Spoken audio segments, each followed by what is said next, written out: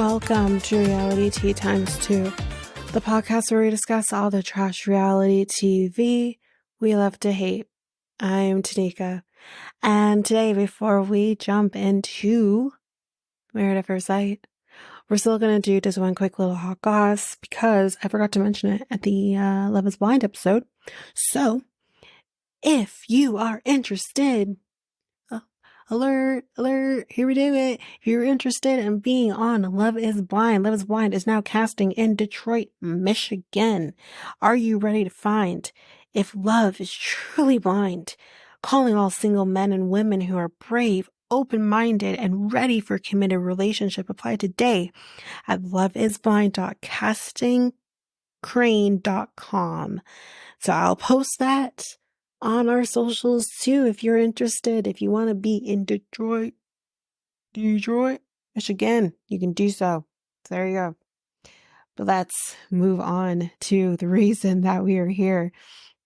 Married at First Sight, Season 17, Episode 21. I think it's only called Aftermath, Special Number 1. I don't even know. But I'm going to be running through the now divorced people or soon to be divorced people very quickly. And then I will go over to Michael and Chloe, which is not really a whole lot. So these are going to be probably shorter episodes because of this, because we're just checking this shit out basically. But anyways, here we go. The first thing we see is the women are, upset. They're pissed because these fucking men ain't loyal and they have not texted them to apologize. They expecting an apology. What the fuck? Austin feels that, Cameron, sorry. Becca says Austin's lied. Claire saying Cam feels, a fucking way. Apparently, he was pissed, apparently. What the fuck? These men. Anyways. Then we see later on that Becca has talked to Austin that morning. And she said, he didn't apologize. It said he just doesn't get why he can't be friends with the producer and also then be married to her. What's your problem, Becca? What the fuck? Well, here's the thing, Austin. If you want to be friends with your producer, that is fine. But when you're worried about how you're going to look on camera, that's where the problem lies. Becca doesn't know what is up and what's down. That's the problem. So Austin will be taking the fish because Becca does not want to separate the fish. So he's going to be taking both of them. And, she's like, I'm taking the dogs. And if you don't understand that reference, then you might be too young for this podcast, honestly. And then I'll cry as well because what the fuck. Anyways, Emily talks to her friend and she thinks that this experience has made her a better partner for hopefully somebody else in the future. Great. And I questioned later on, did Becca and Emily move in together? Because it was really weird. I was very confused. But nonetheless, Emily says, clearly the reason these guys felt the way they did and felt they could treat us the way they did was because of something that we're doing wrong, apparently. Yeah, maybe to an extent, but they're still fucking assholes. At least Brennan, anyways. So basically, we got to go back to the drawing board and realize what we need to do to change things. And Becca says, we got to put some boundaries up, Austin is moving back to his place. He has a friend here, or I guess a roommate, I don't know who she is. And he tells her that, how he went out with, Brennan and the producer. And she seems nothing wrong here until he says, yeah, but then I lied about it to her fucking face. And her friend's like, ooh, why would you do that? The friend is like, oh no. And he said he revealed to her after he reached out to her after and he said, well, that might have been a mistake. And she's like, why? He feels like that's exactly what you should do. But Austin basically says that Becca feels like he should be taking this time to reflect at the moment and not trying to win her back in ways that you're not going to win her back. And her friend's like, well, isn't that what you're doing? And he's like, no, not really. And she's like, oh, okay. All right. Sure. All right. You sound like a fuck up. um, and he's like, I just dissociated from the whole thing.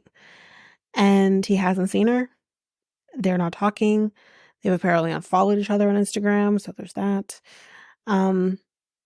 And he says that I just feel like she doesn't have any trust in him, which no, she doesn't. She doesn't need to have trust in him at all.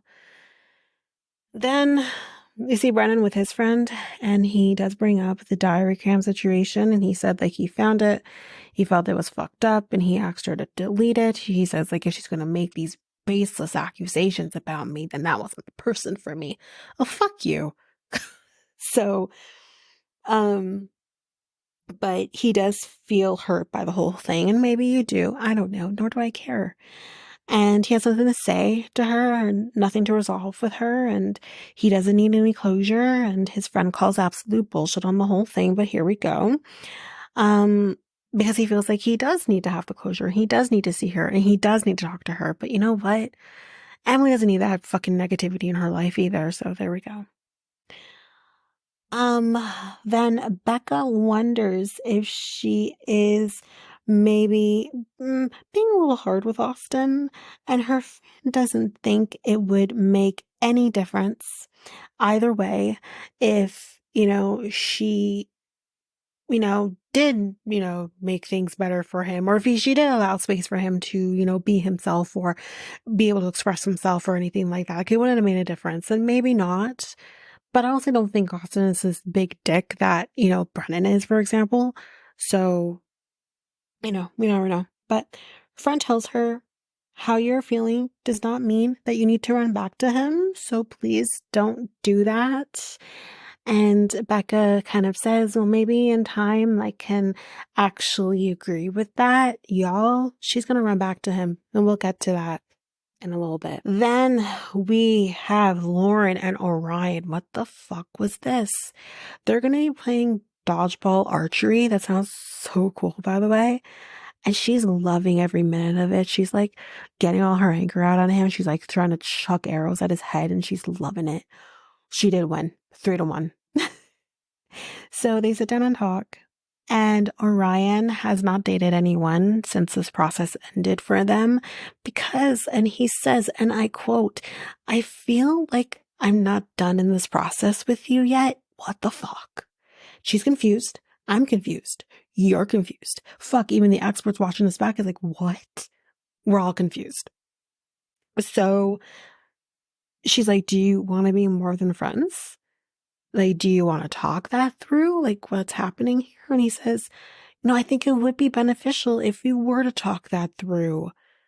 Make sure that, we're not hanging on to things. She's like, I don't really feel like I'm hanging on to anything.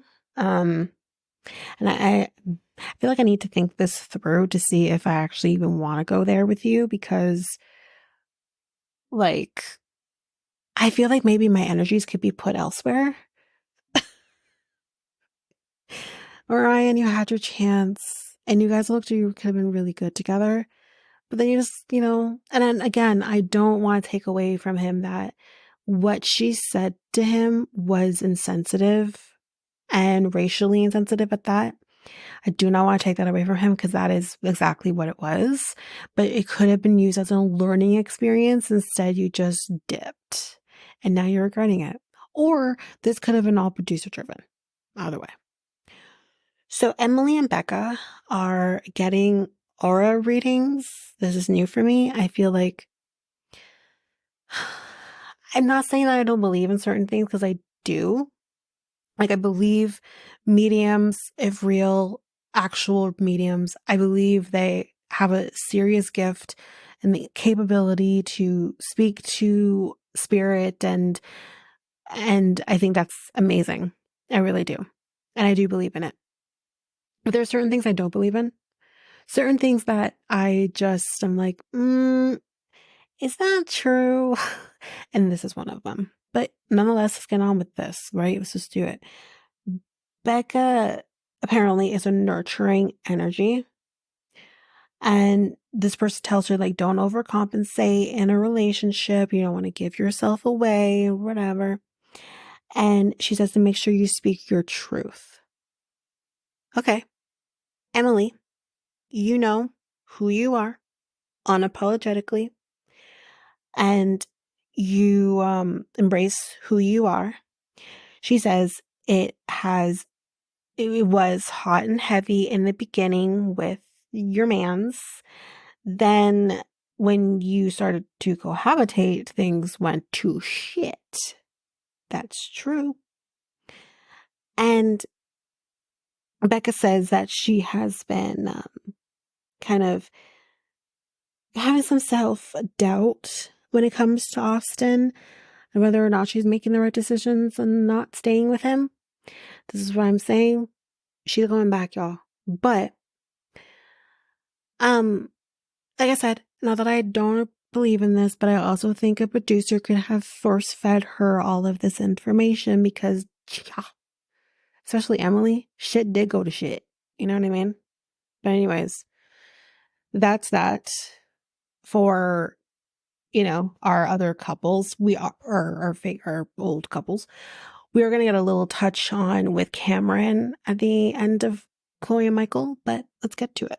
So we are at an animal sanctuary, y'all. We're with Chloe and Michael now. Chloe has wanted to have a pet sanctuary for as long as she can fucking remember. So we first go visit a cow who is disabled. They cannot walk. And Chloe starts crying. She starts fucking bawling. She's like, oh my God. Then we see goats, which I love goats, and Chelsea is in love. But Michael and Chloe are going to be scooping up some animal shit, and because you're here for a fucking reason. So her idea of her animal sanctuary would be to have like older animals because she loves the older animals. And when it comes to foster kids, she's like, you know what? I could see us having like 5 at a time. And not only none of those young fuckers. We want the older ones because the older ones usually don't get placed, easily, which is true. They don't. They don't get easily placed. Plus, they also come with behavioral issues, and I think I can combat that. Okay, all right. He says, "Well, that's a lot." And I will also ask this question because as Chloe and Michael are talking, she's sniffling a lot through this. And I'm like, is she allergic to the animals? Because that's a fucking problem. Michael thinks, 5 kids is a lot at one time. But you know what? What he's going to do is he's going to broach the subject with her when the time is right. Ain't no time of the fucking present, Michael. You know what I mean? But now we are at a bar. It's 15 days away from D-Day. And after the homework that was given to them by Dr. Pia, Michael says, no pun intended or anything, but it just slipped in. Yeah. Uh-huh. Yeah, it did. Yeah, it did. Then they are basically talking about their future and what their future place is going to kind of look like. Are they going to lease? Are they going to, buy? Like, what are they going to do? So basically, they both have a lease. Her lease is up in December, whereas his lease is up in June. So what he proposes is instead of breaking your lease, let's just, stick this out to the end of December. And, so we don't have to worry about that. So in terms of whether or not, like, would he move in with her? Well, they both have a shit ton of pets, so that's not going to really work. So, but like, how does that look? What do we do with that? So he kind of proposes that maybe they could, spend 4 to 5 days with each other and whatever, and it would be fine. It would be fine. And she says, well, do you worry, like, could we make that work in that way? If we do this, we've seen this before. Y'all, sometimes it doesn't work. But like, could we make this work? And he says, I do think about it, but I'm not like concerned that we couldn't make it work. Now let's talk about the animal sanctuary and the fostering of it all. So he says, listen, the idea of both things does not scare him. The quantity of which you want to do both things, it's what scares me. And he says, like, she wants to have like 150 animals. And yeah, she apparently wants, like, as we know, she wants to foster 5 kids. Like, it's not feasible. You know what I mean? So now, 13 days away from D-Day, we see Michael calling Cameron.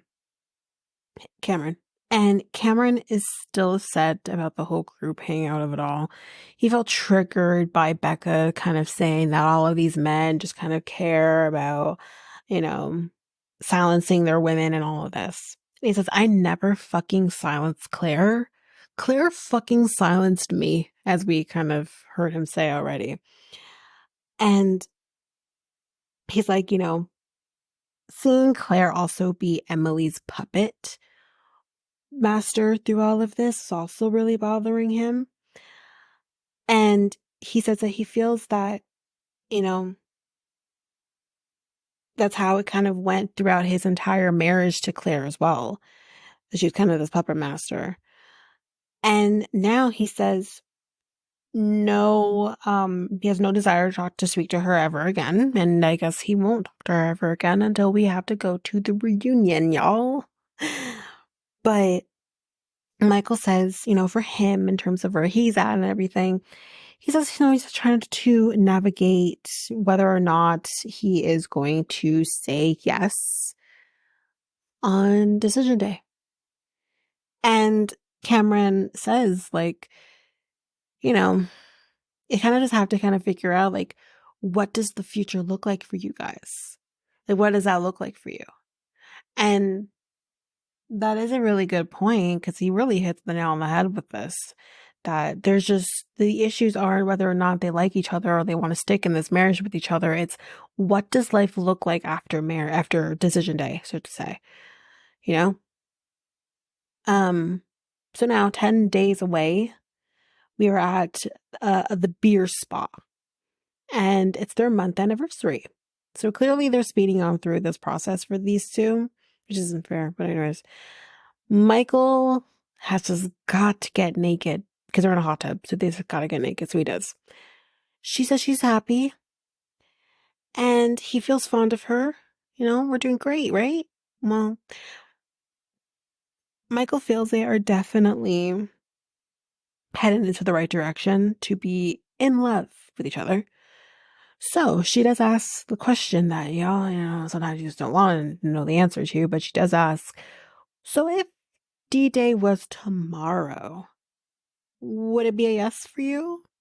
And Michael says, well, kind of goes off on this tangent a little bit, but the grand scheme of things is that he basically says, I feel like there's still some insufficient data in order to really say whether or not I would get married at the end of, or stay married at the end of this. Chloe's like, okay, well, thanks for being honest. Happy 1 month anniversary, honey. Yeah, okay. Next thing that happens, Dr. Pia is here, and Michael does bring up, her not meeting his mom. His mom not even knowing that he's currently married at the moment.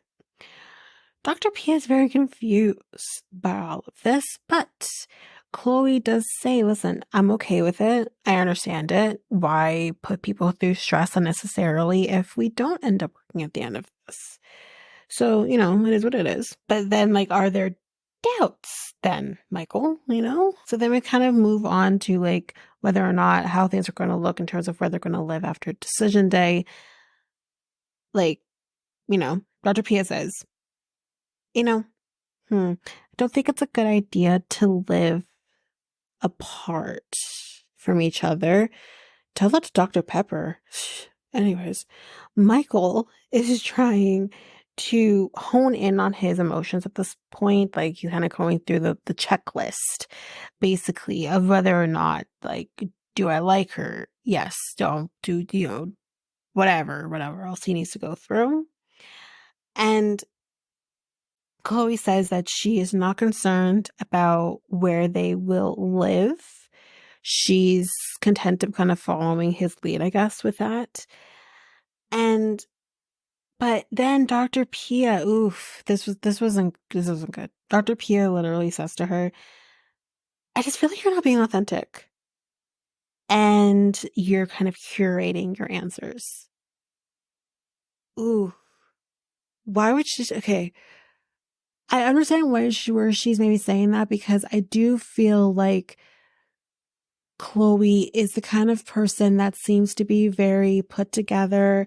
She kind of really seems to keep a lot of her feelings to the chest a little bit too. I think that's just her, though. I don't think that's her being inauthentic. But for an expert to literally say to your fucking face before they really have a chance to work the shit out is telling you, I feel like you're being inauthentic and that you're curating your answers. Chloe took such offense to what she said to her. Chloe's pissed. And she says, I don't give a fucking goddamn about how people think or how people feel. She says that I am being authentic. Mic drop. Personally, like, I wasn't hating Dr. Pia. And I know, like, Dr. what was her name? She was there right before Pia. Not right before Pia, but she was there 2 seasons ago. I know she could be really, really vocal when time came. Like, I remember her being very vocal with Trash Man. She was very vocal with him. But she was vocal with him at the time where it was needed.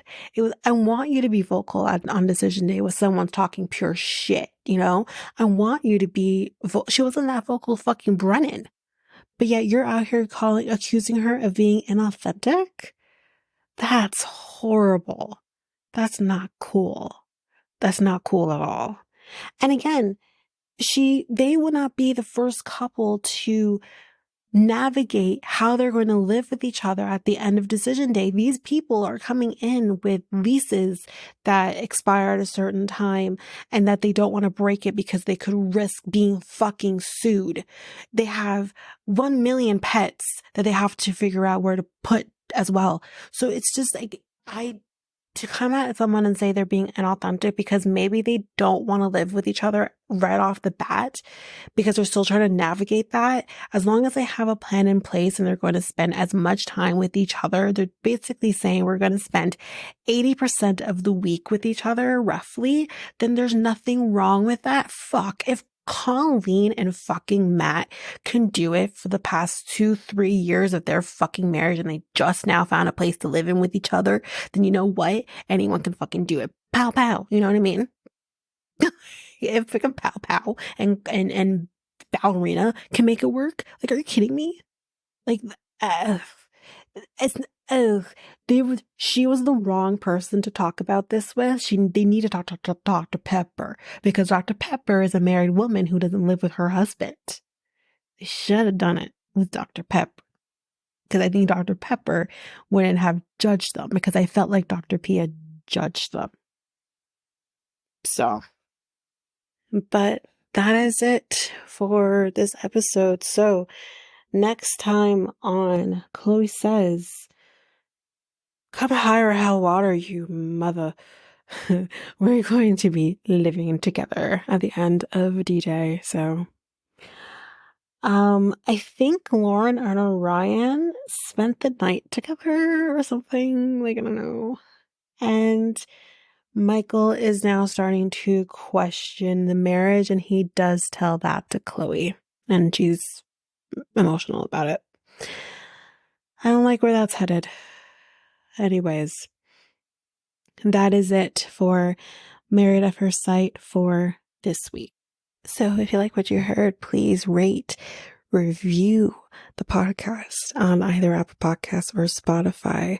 Also, don't forget that you can also share us with everyone in your life if you really love this.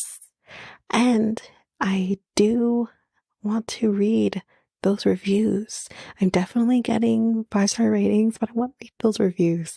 So send me those reviews and I will read those 4 and 5-star reviews on the podcast. Also, we're on every one of your favorite podcast apps. Every one of them, including you can find us on YouTube at Reality Tea Times 2. If you want to connect with us, you can do so by going to either Facebook or Instagram at Reality Tea Times 2. You can also find us on Twitter, TikTok, Reddit at Reality Tea Times 2 pod. We also have our email, which is at realityteatimes2@hotmail.com. Definitely want to hear from you guys. And we also have our new website where you can listen to all of these episodes. You can review the podcast on there as well. You can connect with me in any way, all the stuff. It's all there, and you can find me there at www.realityteatimes2, all spelled out, .podpage.io. It's there. And don't forget, I also have my other podcast with my friend Mikkel, Next Take Podcast, where we talk about all kinds of different topics. But you can find us on any of your favorite podcast apps over there as well. Or you can also go to YouTube, and you go to Next Take Podcast, as well as our website, which is solo.to/Next Take Podcast. So yeah, there's that, and that's basically that. And again, don't forget, if all of this information is overwhelming, we do have all of the links, everything in our show notes. But that is it for now, guys. Thanks. Bye.